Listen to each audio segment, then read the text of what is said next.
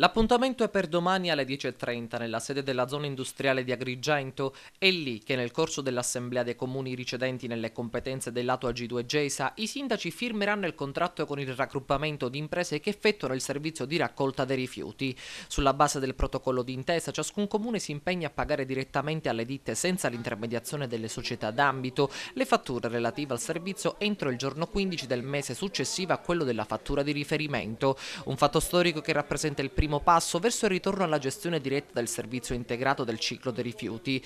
Proprio in extremis anche il comune di Casteltermine ha annunciato che firmerà l'accordo, superando le iniziali resistenze. Unico dei 19 comuni del lato Gesa ribelle è Lampedusa e Linosa, che non intende sottoscrivere l'accordo, e da 3 giorni nell'isola il servizio di raccolta e smaltimento dei rifiuti è proprio sospeso. Un fatto che ha mandato su tutte le furie il sindaco Giusy Nicolini, che oggi ha diffidato lato Gesa a riprendere il servizio e definisce irricevibile la proposta della società d'ambito che, sottolinea di punto in bianco, sottopone la pubblica amministrazione al ricatto, per cui se non si firma senza condizioni un contratto capestro verrà lasciata l'immondizia per strada. È un'imposizione a cui non intendo adeguarmi e per cui ho già diffidato lato, prosegue il sindaco. La Nicolini parla di contratto blindato che impone alla pubblica amministrazione di accollarsi tutte le responsabilità, compreso il pagamento delle fatture entro 15 giorni, pena la sospensione immediata dei servizi. Ma nell'accordo, prosegue, non è prevista alcuna condivisione circa le condizioni del servizio e tantomeno la redazione di un piano di gestione.